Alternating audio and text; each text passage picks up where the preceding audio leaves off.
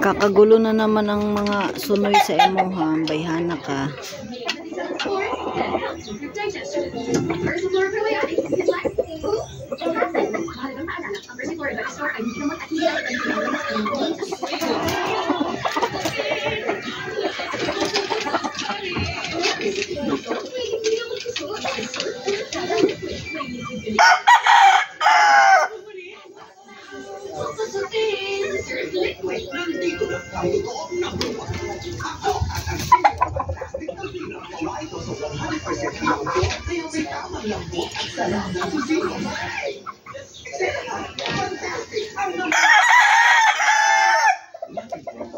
Can slow down bone growth.